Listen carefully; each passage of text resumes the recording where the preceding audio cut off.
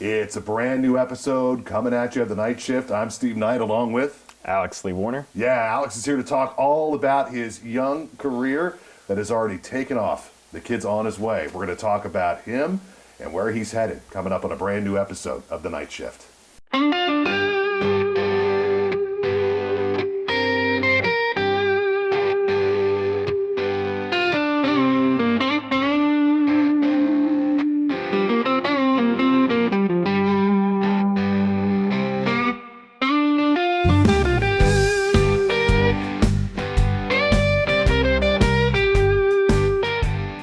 Alex Lee Warner, all of 17 years old. Very cool, man. We had Logan Bedard on recently, and so you're breaking the record.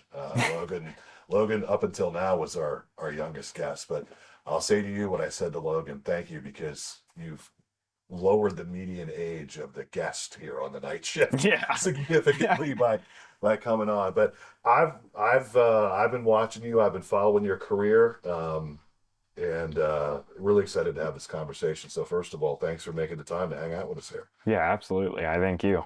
For allowing me to come here. Yeah. So for those that don't know, Alex is he's just a phenomenal young guitar player, and has the Alex Lee Warner Band as well. 6 times, 17 years old, you've already been nominated 6 times for Central Pennsylvania Music Hall of Fame Award, and you've won 4 times. Yes. Yeah, at 17. Yeah, at 17. Pretty cool, huh? I can't believe it. Yeah. So it's that wild. We'll start from the beginning. When did you figure out or realize that, music / guitar, I think this is really going to be for me? Well, it's a funny story because really no one plays music in the family. So I happen to be amongst the very few that do play. So funny enough, my dad, my mom and my dad always listened to music when I was growing up. It was one of those things where it was like 24/7. Either my grandfather downstairs was playing it or they were playing it. I mean, it was all around me all the time. And when we had moved back from South Carolina back to Pennsylvania, my dad showed me a video of Stevie Ray Vaughan at Austin City Limits playing Voodoo Child. And there was just something extremely emotionally connective to the music happening and the way he was expressing himself. And just to see life force like that, I mean, it completely changed my my whole life for like ever when it came down to what I wanted to do. And then I decided I wanted to play guitar. Yeah, well, I mean, when did seeing that video, did you go, I think I want to play guitar? So how'd you get your first guitar? Or what was it? What'd you pick up? Yeah. Well, I was playing the video that he showed me for like months over and over again. I was playing. How old are you at this time? I think I was about like 7. Okay. I believe. Right. It might have been a little. Well, the kids were looping cartoons. Yeah. Yeah. You were looping Stevie Ray Vaughan. Yeah. Yeah. And I was playing on like baseball bats and tennis rackets, like they were guitars. And then after like a couple months of asking for one, they finally got one at Christmas time. And I was like super excited, and it came with like a super, like, I think it was like a 10 watt or maybe a 20 watt like solid state Fender. It was sort of crappy, but it did the job. Like one of those Squire Fenders. Yeah, exactly. Sure, yeah. And it might not even been a Fender or Squire. It might have been like something even like, I don't know. I think it was off-brand, but either way, it was still something to amplify. It was a guitar and an amp, right, yeah. And I just want to alarm people, I wasn't very good at it, so you can't expect me to play something good at that time. But I mean, I was playing stuff and trying to copy and mimic what he was doing, and I just couldn't do it. And then I eventually got lessons, and So, I mean, how quickly did it come to you? Did I've heard people say that, it's like it's either Mozart or Bach. Like when they looked at the piano, they looked at like it just made sense. Yeah. Like for you, did the instrument just make sense right away, or did you struggle? I think I struggled for like about a year on it. But I also didn't put a lot of time into it either. Just because when you're like 8 years old, Right. a squirrel outside is more Yeah. convenient to the brain. Yeah. So I was I didn't do it a whole lot. So I was like on and off trying to figure it out, and then we got lessons, and I got like my first couple little like tips and hints, kind of like where I should go and how it works. And then after that, I started like actually seeing like the patterns happening on the guitar. And then I kind of started figuring it out as I went. And as I also went from like mentor to mentor. Yeah. When did you feel like it really kind of clicked? You're like, whoa, I think I got this. Um, I think that was probably about maybe I think 2 or 3 years ago. Yeah. Just because like I feel like when you play guitar, it gets to a certain point where like you hit the threshold, Mm. and then it just breaks into a basin. Yeah. And then it's endless from there. Like once I hit that point, I honestly felt like I could actually do like whatever I was thinking and put it onto a guitar and just make whatever I want. Yeah. And that was like pretty groundbreaking for me, and it still inspires me now to continue to keep playing and creating and keeping it going. How often do you play? I mean, like, Um, I mean, like, obviously, probably, daily basis, but how many hours a week do you think you play? um, I mean, I don't treat it like a job, Right. but I probably work on guitar as many hours as like a job. So like probably in a week I spend anywhere from like 55 hours to maybe 80 hours a week playing. I try to keep it really consistent and make sure, I meet certain things, and whether it's um, playing something like a song and just learning the song, or just messing around. I always make sure to get like at least like 4 hours a day in if I can. Mm. Um, Sometimes I don't want to look at a guitar some days, but that's what happens when you play a lot. So Yeah. Um, when did you, at about what age were, perhaps you mentioned mentors or even your guitar teacher or instructor, when did it kind of come to you that, I don't want to, put words in your mouth, but when did it kind of come to you that I might be pretty good at this? um, I think maybe a year ago actually. Yeah. Yeah. I got picked for the Dallas International Guitar Festival. I watched that video. It was Yeah, great. It's thank awesome. you. I showed it to my wife. I'm like, this is the guy I'm going to be interviewing, and now you're going to watch like 4 minutes of this, and you'll know why. Yeah. You did great, man. Thank you. Yeah, I'm sure you were feeling the pressure. Oh, well, actually, I was like really calm that day. Good. Shockingly. Yeah. Morning went a little bad. A valet lost their car for like a temporary amount of time, and then I also had to go to the bathroom really bad. Yeah. Yeah. I was like, A couple of bad it things. ain't going Yeah. too well, but Yeah. like after I just kind of like chilled out and just kind of forgot all that happened, I was like super, super calm, Yeah. and super reserved. And I think that really helped me to not be as pressured as what I probably would have been if I was just, well, I got to blow it out of the gate Yeah. and do this and do that. And I just kind of played whatever I was thinking. Yeah. And that was really cool. But yeah, I learned that fact like when I went to Dallas and I did that. And it was also like kind of an eye opener too to see like I saw Greg Koch there too, Mm. and Greg's just like absolutely phenomenal. Like he is just he's like got like a bag of like really cool tricks, but he's also just got like incredible improv when he plays, and he's super super expressive and emotional just in his playing. But yeah, I learned a lot from going there, and I think that's when I really caught on to me actually like thinking I could probably actually do it as a full career and be good at it. Well, I'm going to tell you right now, just from getting to know you a little bit here and talking to you, you seem like a really grounded and congrats mom and dad, but you seem like a really grounded guy, and don't lose that. Yeah, for sure. Yeah, because Yeah. when a lot of people start, pumping a bunch of air into your tires, sometimes so yeah.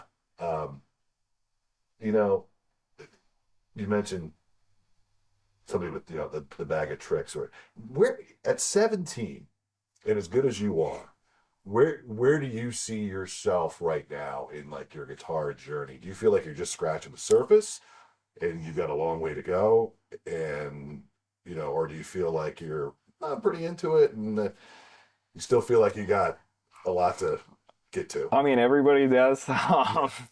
Like, I mean, even like really awesome players like Steve Vai and maybe even Sean Lane and Guthrie Govan. I mean, they're in a way they have it mastered, but like the actual um, the things happening in guitar and all of the different patterns, sequences, scales, and all the things, like all the theory.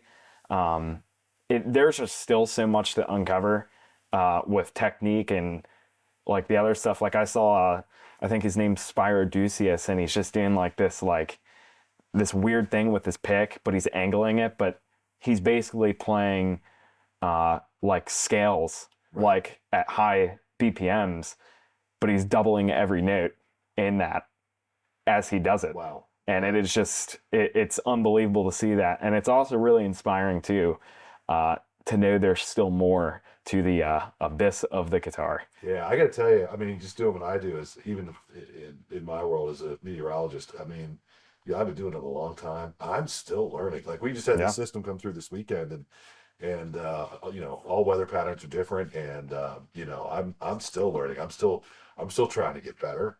I'm still trying to be as close to and in a lot of ways that's the fun of the pursuit, right? Yeah. Yeah, there's just why do it if you aren't trying to learn and Yeah. get better all the time? Yeah, I'm the same way. I mean, Yeah. like my philosophy behind the guitar is like it's already an unlimited thing, and you got all these other guys that are unlocking these unlimited things to the unlimited, Right. and I want to really do it for like a lifetime. So my thing has always been like, if I'm going to do this and go all in, I might as well learn everything I possibly can, or try to create something to that so I can raise the bar for other guitar players so they pick up my torch or pick up somebody else's torch, I like that. and they carry it higher than what I did. Right. I also actually explained this in Corey's Cody, Cody's podcast, and that was I explained it like it's like a never-ending marathon. Yeah. And after the first runner goes out, second runner comes on, and they run even farther than the first one. Yeah. So what players do inspire you? Like, do you have like a give me four. Give me a Mount Rushmore of four guitarists that you're a big fan of / they inspire you. Well, I definitely put Matteo Mancuso up there. He's 28 too, Yeah. and he is just like, I've seen he is his something videos else. online too. Yeah. He's And he can do it all too. Like, and his technique with his right hand is really phenomenal. Like, I don't really think I've ever seen anybody really do what he does, but he does it exceptionally well. And it's very like influential in my playing. Even with like some of the sequences he goes for, and some of the runs he'll go for, I try to, or not try to recreate that as much as I want to be, but I try to idea from it and build on it. Yeah, Matteo is just up there as like a really good influence. Guthrie Govan is like my number one influence. Okay. Even now, even after like 2 years of finding him. Yeah. I still like watch, like I was just watching a Guthrie video on the way up. I can't stop watching Guthrie Govan stuff. There's always something new happening. Yeah. And he's very emotionally connected to his instrument, and he's not just running through scales and running through like a bunch of notes. Like he truly means what he plays. Sean Lane's up there for me. Sean was absolutely an incredible force of nature, as many will say. And yeah, I mean, his ability to play, bebop lines as fast as he was going and do it that precisely is truly incredible. And I think the one key takeaway from him was like he wasn't brute forcing anything he really did. He just kind of let it flow through him and just let it suffice into something that was much greater than I think anybody can create. And it was something else. And I also still watch a lot of his stuff too.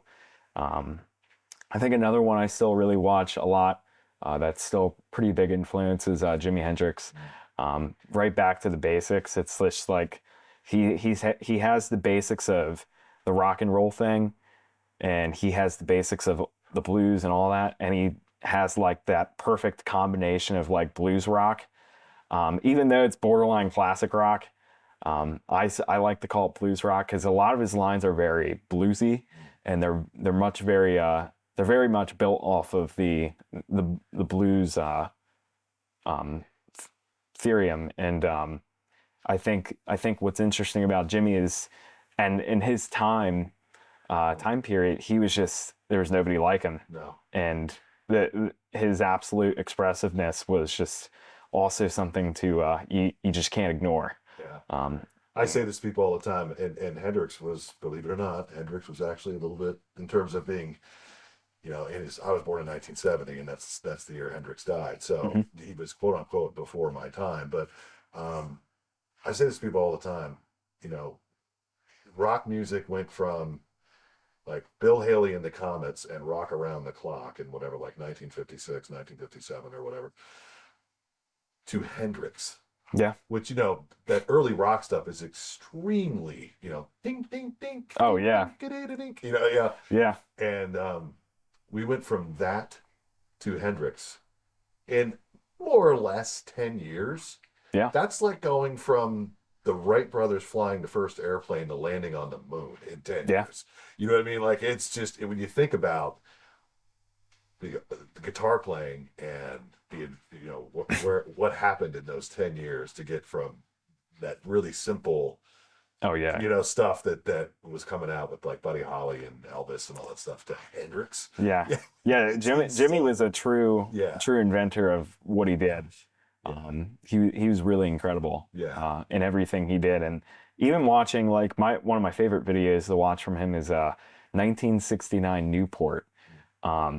And it's also just it's a funny video because you can tell everybody's like just either sloshed out of their mind from the alcohol or the LSD else. and the acid. I mean, there may have been some alcohol involved, but there's probably a lot of weed involved. Yeah, and the funny thing about that video is Jimmy is just so, like, he's very emotional in his playing, you can tell, but he's very there's like a sense of calmness to his playing out of the chaos. And that video is, like, I think one of probably his best solos.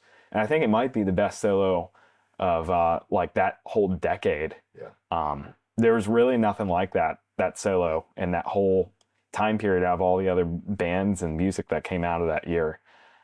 In that time period, it was truly incredible to watch him. So let's talk a little bit about your age. I know you probably don't even want to talk about it. Yeah. But we were talking a little bit before we sat down, and sometimes your age can, in terms of like bookings and places you can play, I don't think people stop to think about this, but not being 21, there are places you can't play. Oh yeah, no. Yeah, so what's it like being your age and getting out there and playing gigs and trying to establish your name at this young age?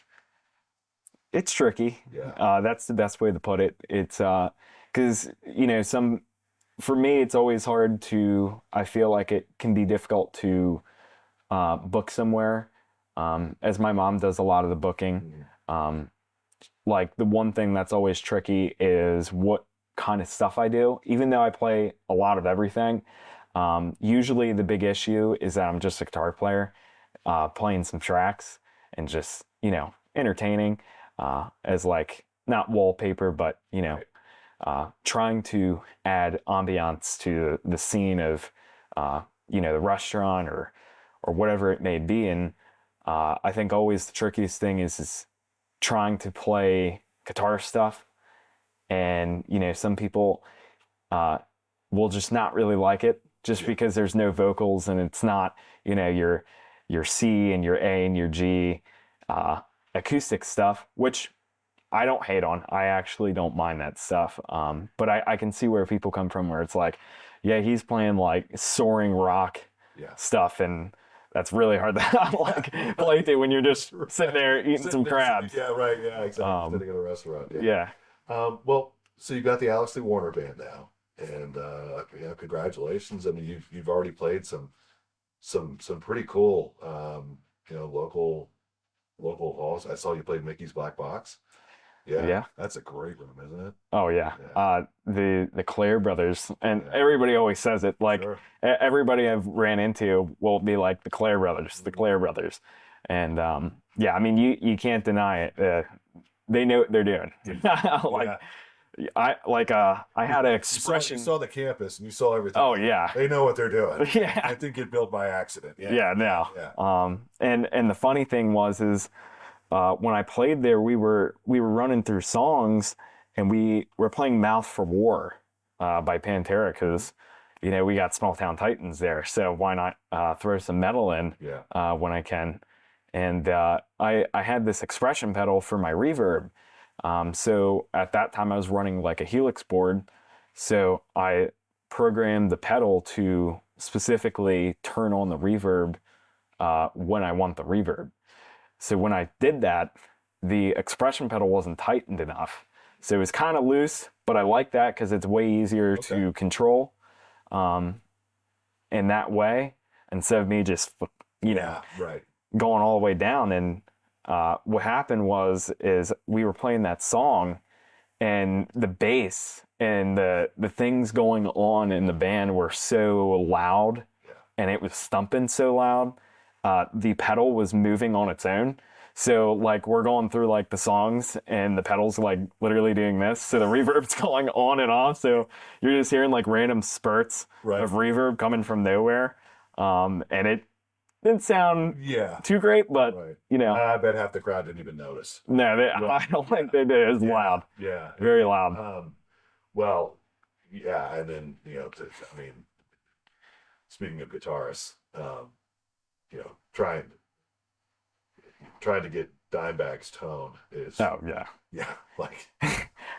one was a little tricky to do because with the digital stuff, it's not like an amp where you can tweak by hand and you have your pedal down and you do all that stuff, because like the amps are modulated pretty good on there, but the one trick with it is always trying to get that, like, especially with Dimebag, because he's using the Randalls, is that Randall sound. Yes. But I just kind of went for like his live sound rather than off the record. Because I think too many people go for the record, but I don't think people realize there's also a lot of things happening with, like your production and what he actually did in the studio. Yeah. And it's really hard to replicate.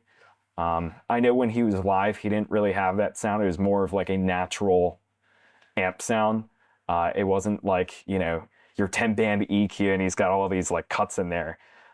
So I did only a little bit of that, and I made sure to have it just right so it did not sound too bad. But I tried to get it as close as I could to the true sound of Dimebag. What would you describe the Alex Lee Warner band? It's really incredible. Like, probably some of the best projects I've ever been in yet. Yeah.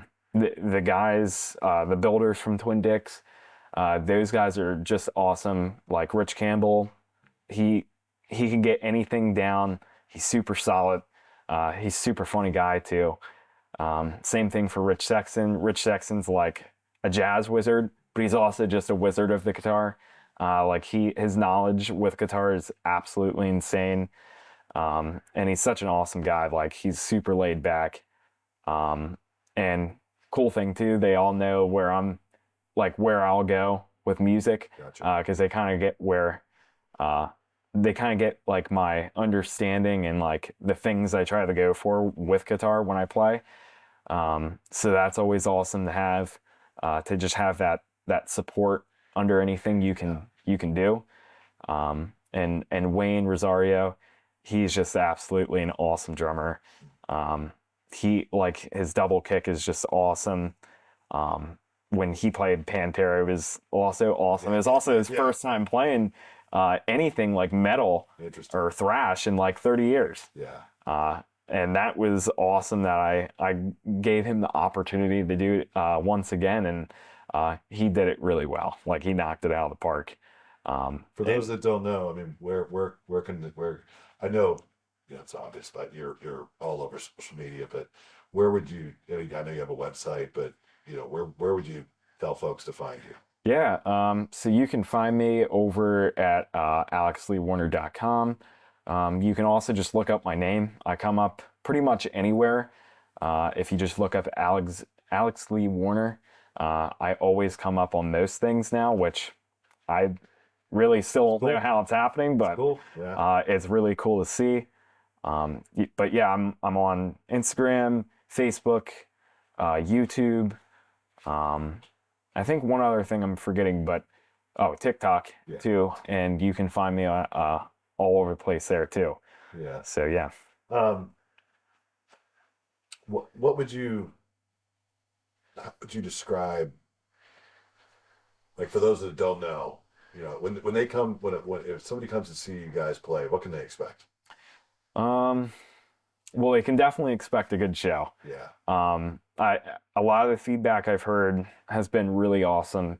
Like it's pretty shocking to see that I'm maybe not as boring as I think I am, which is pretty good to hear.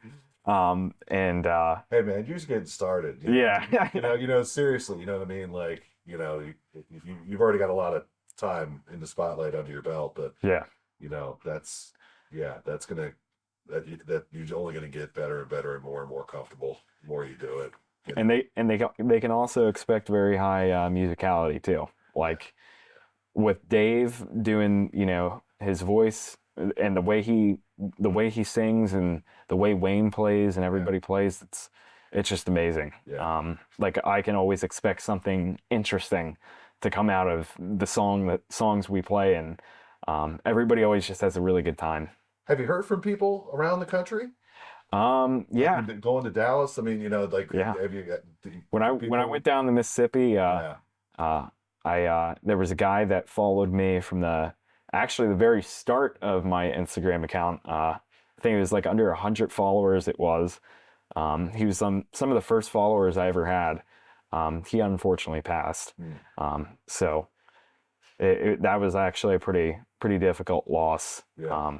But if somebody who's a ground floor fan like that, yeah. And I met him in Mississippi when I went down to play at the Reds Lounge, and he did a video down there and he recorded it, and he was super happy. He finally got to see me, because of course Mississippi and Pennsylvania is a long way, so it's really hard to see anything live over that way. But we finally met, and then Peace Love Blues was getting worked on, and I met him, I was working on Peace Love Blues, and I think it was like a week.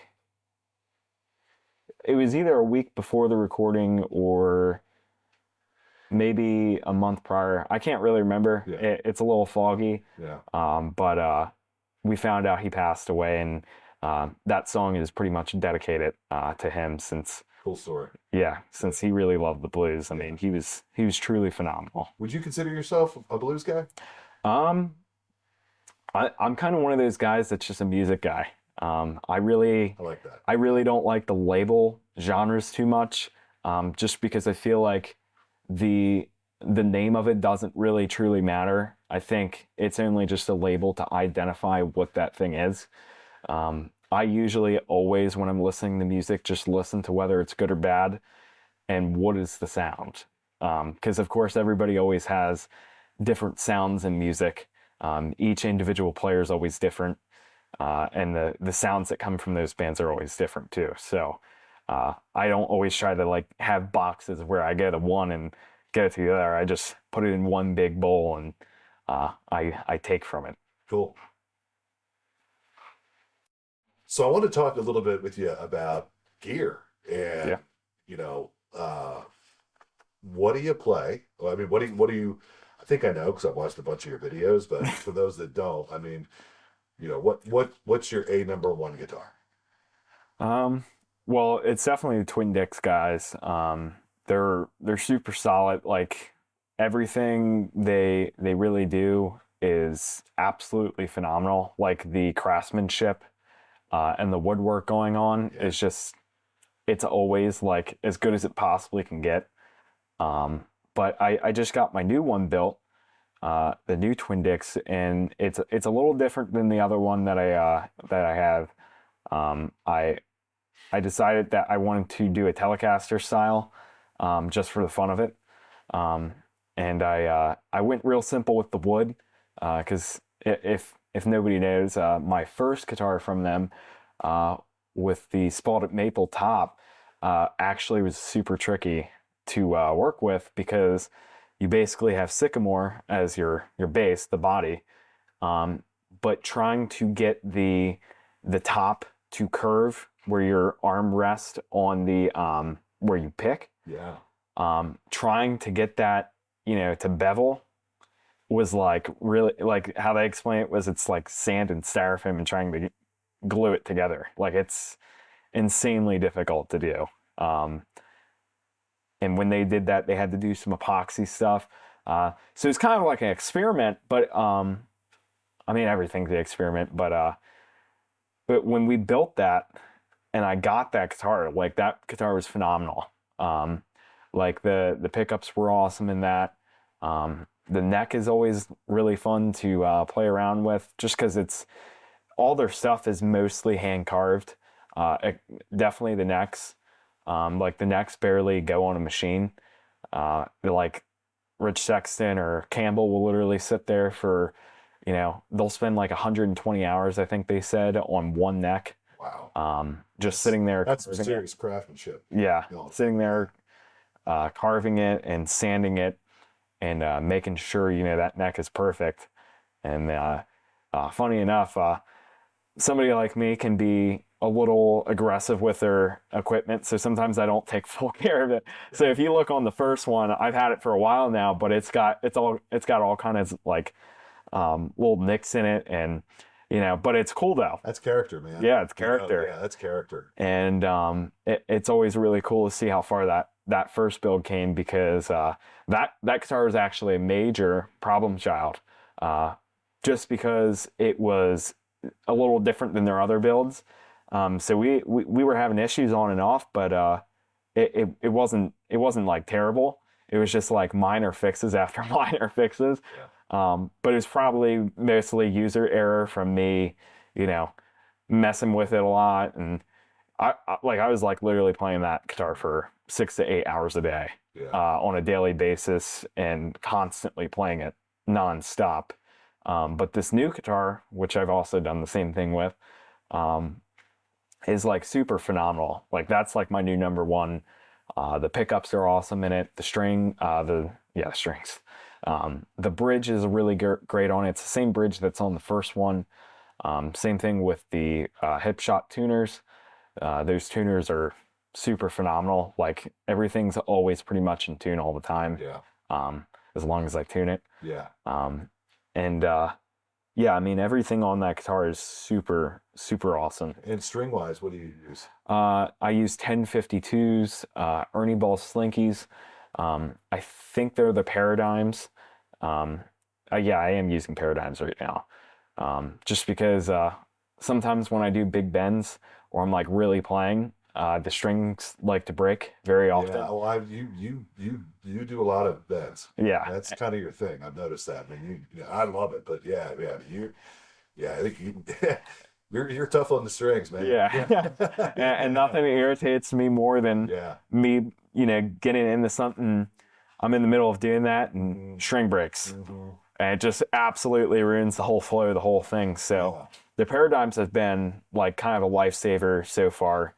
If Ernie Ball's watching, I'd much appreciate it. Yeah. I'll reach out. Yeah, right.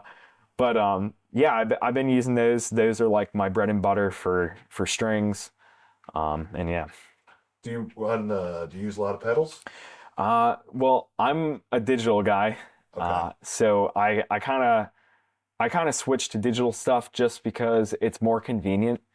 Um, I I don't like carrying around, you know, hundreds of pounds of tube stuff. 12 pedals and And I also, and the weight's usually not the issue necessarily. Usually the issue is like if you drop a tube amp, there's something bound to right. bad to happen.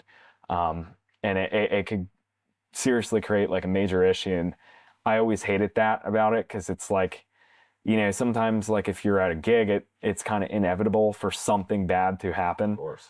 depending on where you play. So I've always kind of not liked the fact that I gotta, like baby Yeah. the amp and all Yeah. the stuff for it. So I like the fact that with my digital stuff, like I've been using the Fractal FM9, which I just recently got, which was like my upgrade from the Helix, which I know it's more of a preference. Like the Helix is awesome. I really like the Helix still. But the Fractal for me is much more expressive and more real, which I like. Like for me, I like to be able to create and have every sound I can like at my dispense Yeah. when I want it. So like the Fractal for me has been like a huge game changer, and like the DSP is really good. Like I can put like a million things on it, and like it still has more room Yeah. for Well, the that's blocks. come so far Yeah. in the last 10 years. And like I know a couple other guys have been using. I know I think Steve I used it for a little bit, but I know he uses a lot of Axe FX 3. Guthrie Govan was using it. I think Mateo Mancuso is actually using the FM3, which is just a smaller, compact version of the FM9. So I've been using that. I still got to get another pedal for the like an expression pedal for the Fractal, so I can do some like wah stuff and some of the other things the cool thing with the Fractal too is there's sequencers on the thing, so like I I didn't can know that. yeah, you can program the pedal, like the expression pedal, and you can actually set up a sequence of things you want to do. So you can have like a delay or a tremolo, and you can sequence that in the That's the cool. thing. Yeah, that's So pretty cool. yeah, you can do some like pretty wild stuff with that. Yeah. And like one of my favorite things with the Fractal is the Plex delays, because it's like a very atmospheric ambient sound. And I always like stuff like that because it's very guitars like always, like if you got like a tube amp, you got your go-to pedals. Like usually it's the same old, same old. You got your distortion, a little reverb, a little delay, and like some of that stuff. But I like to go wild with it and just have like sounds that are like SFX Yeah. and have things like that because it completely separates it from what the instrument actually is, which is always really cool to do at like gigs because it, like I said, it separates the whole idea that guitar can just sound like a guitar. Yeah. It can sound like a million other things. You have a tech yet? No, I mean I sort of do. It's my dad, Okay. but he's kind of a roadie in a sense. But we Is he both getting help. paid well? You taking care of him? Yeah. No, I try to help him out and Yeah. and try to not break his back too much with Yeah. the whole stuff because I'm having issues with my back and some even my shoulders with some of the stuff. And that was the other thing I changed about my guitar was that weight. Because when you got a guitar around your shoulder and it's like 55 to 80 hours a week. yeah, and well, I mean, I mostly sit, but like, I mean, at like gigs and stuff, like having a guitar that heavy It's and you got to play a 3-hour gig, Yeah. it can like by the time I'm like done the gig, I'm like 5 foot Yeah. because I'm so slouched. You're compressed. Yeah. Yeah. And I'm just like, I don't like all that weight. It's super hard on your back too. Like there's a lot of guys I've seen, where their backs are just absolutely wrecked from having, the 10-pound Les Pauls, the weights of death, they say, on your shoulders. So Big Gibson SG. yeah, Yeah. yeah, absolutely, and it's not pleasant either. Yeah. How would you describe your tone? Um, I don't know. I mean, I'm kind of weird with the tone thing because I'm not like a big tone guy. For me, like it's like I'm super big on if it just sounds really good, Yeah. that's what I go with. So like on the So like you would describe your tone as it sounds good to me. yeah, it sounds good to me or however you'd like to receive it. Yeah. But yeah, I mean, it's always hard to describe tone because like in my head I hear like always the same sound of a guitar playing through my head. So it's always very hard to distinctly like put it as something. So I always just say it's tone. Yeah. Uh, I was reading an interview recently, and it was with Nuno Betancourt. yeah.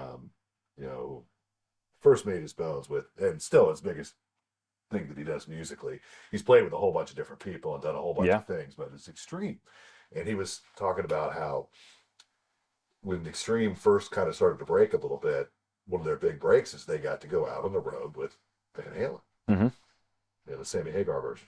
Yeah. And so, and he was just like, oh, like, there he is, there's the God. Yeah. And, but he pointed out in the interview, it's like, man, he goes, I was always curious, I always wondered. And he's like, and then he's like, I'm just like, out of curiosity, I started just kind of like looking at Eddie's rig and his setup and everything. And he was like, he was like, I was shocked. He was incredibly basic. Yeah. You know what I mean? Like, it's like,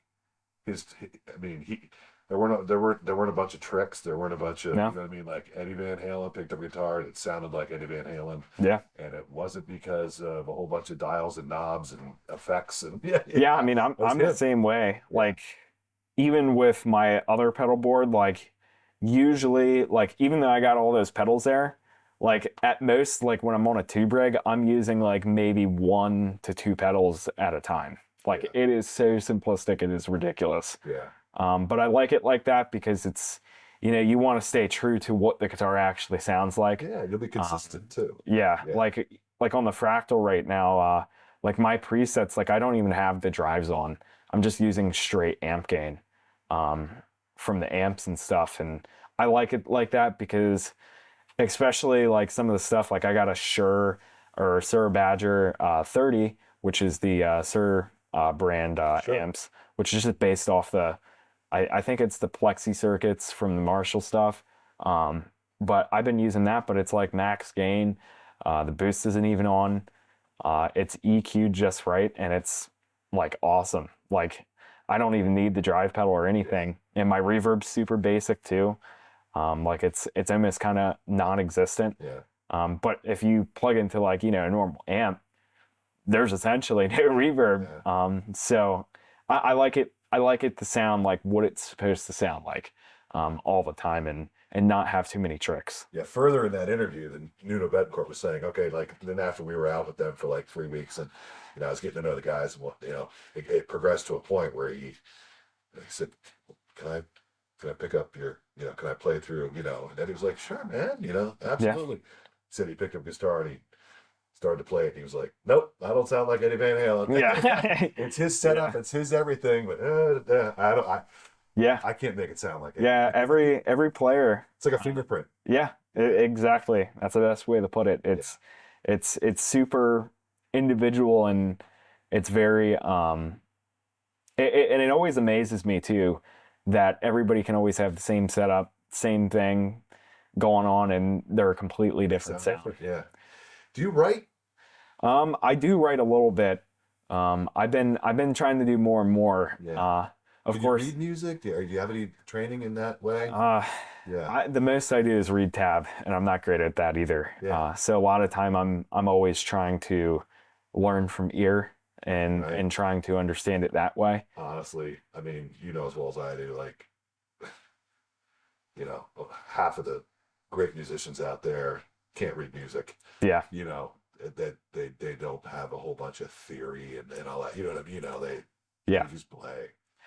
I will say though, theory is a pretty important thing. Like I'm trying to get into it because I know a lot of guys are like, well, if you learn the theory, you lose your ability to, to feel. Yeah. But I don't really think that's true unless you make it that way. Right.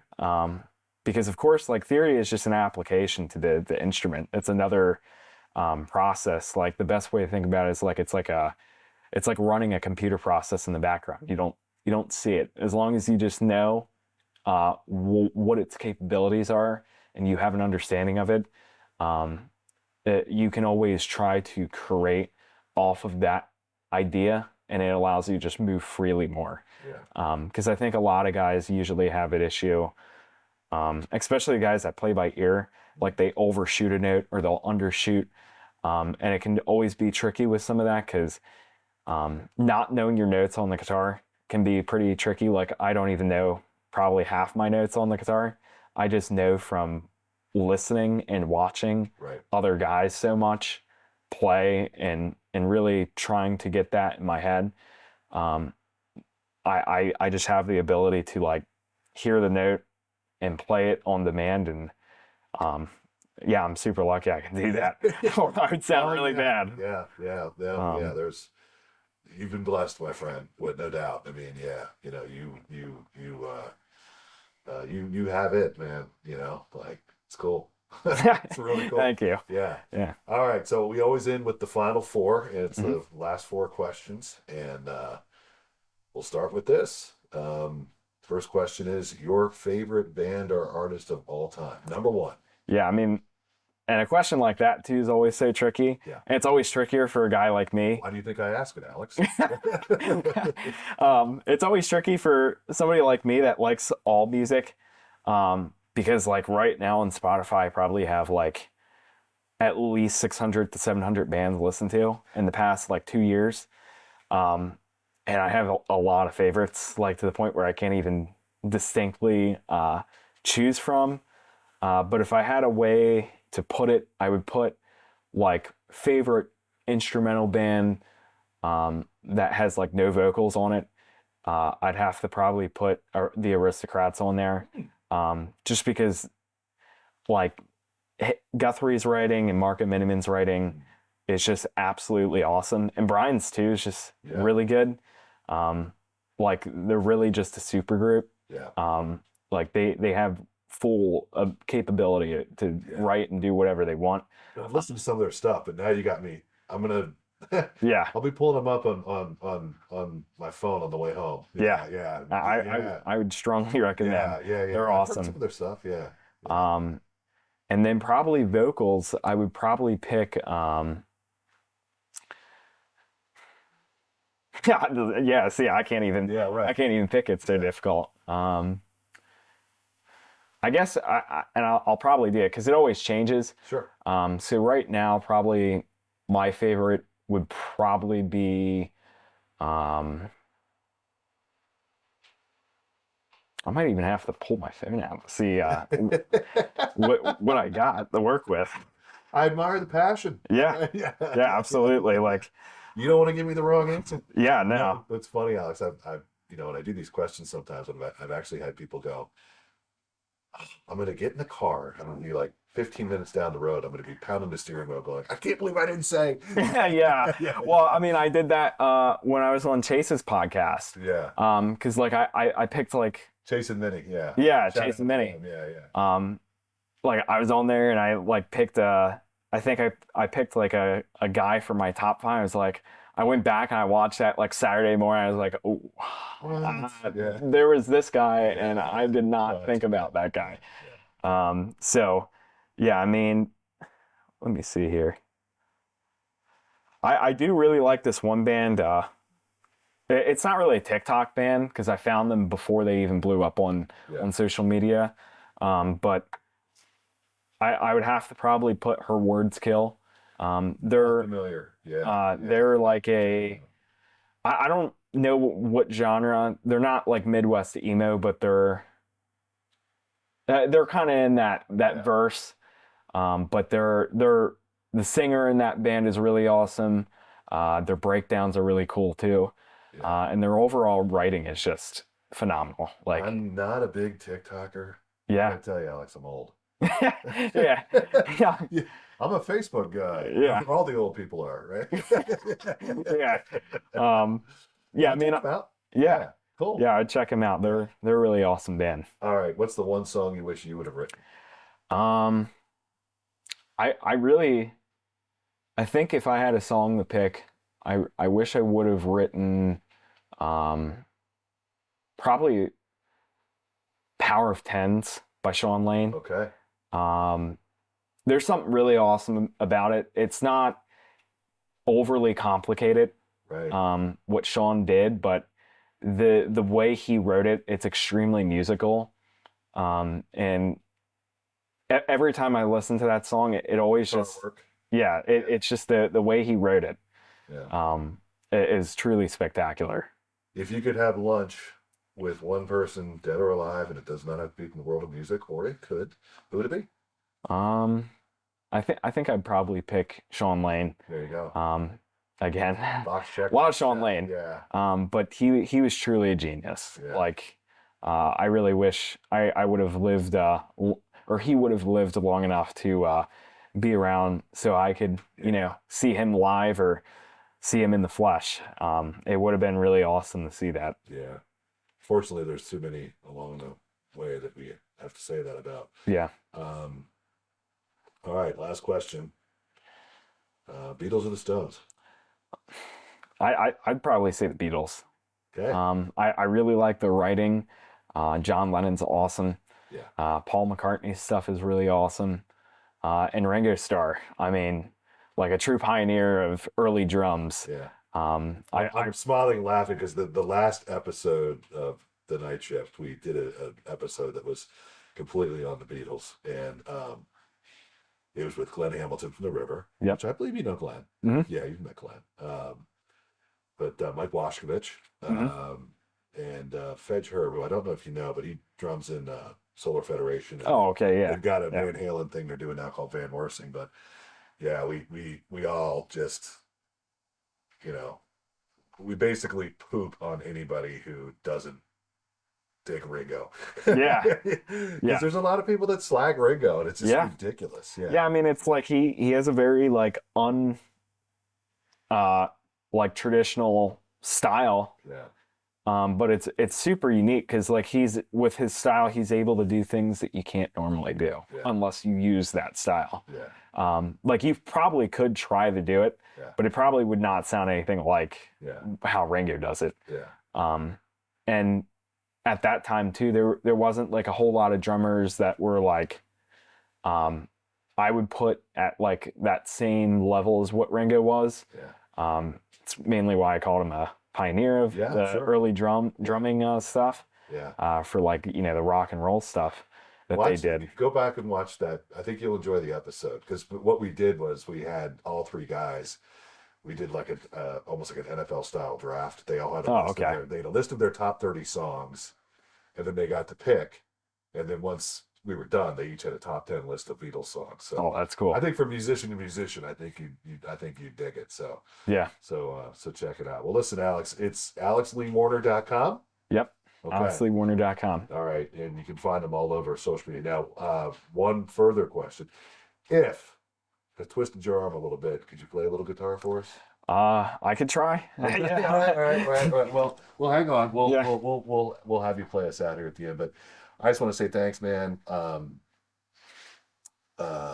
Really appreciate it. I told Logan Bedard, who is also just a phenomenal young drummer. Yeah. Same thing I'm going to tell you. I'm going to get to say I knew you when. Yeah. Yeah, for sure. And don't forget my phone number. Yeah. 10 years from now, when you're massive, right?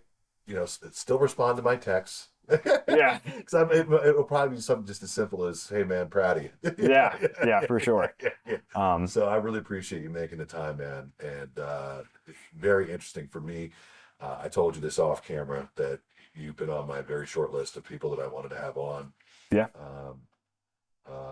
I still need to get this. I've only watched you on video, But I need to get out and see him, and Yeah. that will definitely happen here Yeah. in the not too distant future. And Yeah, I'd definitely catch us at Spyglass up at Fusion Fest. okay, That show will be good. yeah, We'll have something really nice for that. cool. Lancaster Roots and Blues, it's going to be really good too. Yeah. And I love your singer. What is his name? Again? Dave. Yeah, Dave Zankowitz. great. Dave is just awesome. Oh, Yeah. yeah. He can, as they say, he can really blow. Oh yeah. That dude can sing, man. Yeah. Well, thanks, Alex. I certainly appreciate you taking some time, and thanks a lot for hanging out with us here on the Night Shift. Yeah, thank you, Steve. All right, Alex Lee Warner. You can find him all over social media and at alexleewarner.com. And thank you for tuning in to another edition of the Night Shift.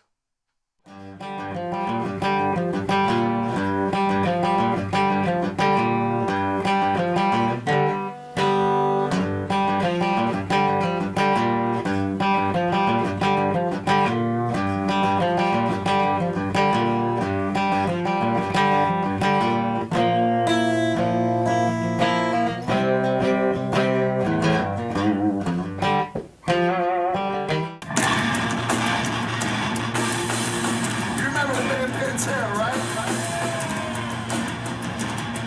Yeah. This is all you.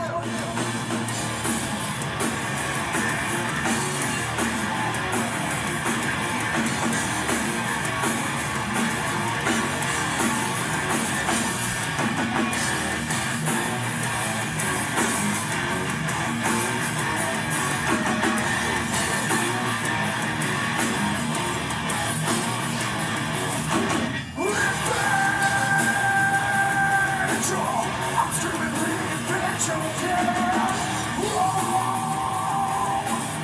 I've been wrong for far too long. Last time it was so frustrated. I'm feeling limitless. When I tell my head to be dirty, I don't find it hard to embrace. Oh, distraction, it's way too old, raw energy. Oh, it's disastrous. My ears can't hear what you say to me. Hold your mouth for war. Use it for what it's for. Speak the truth about me. Shake on my door.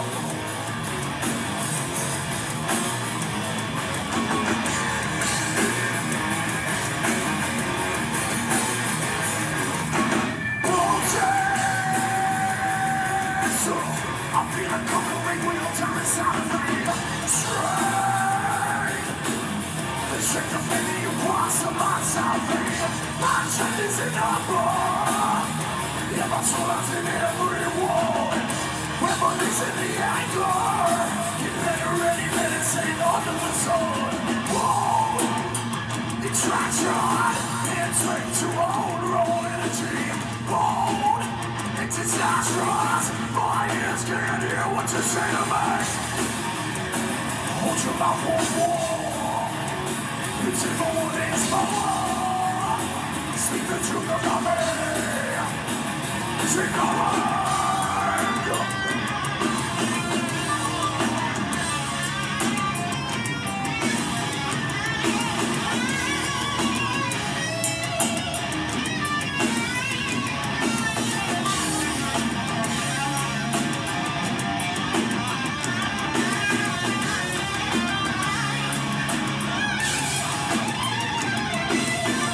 Yeah, close the time with me and everyone. To close your eyes and what's real.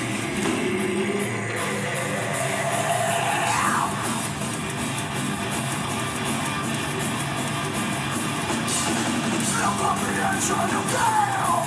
I'm not here away from myself. Won't even let me ever waste my time. Holding success is a bottom line. Like a knife into flesh. That's the lightning to death. Pulling and pushing the rest of direction. No more competes on this examination.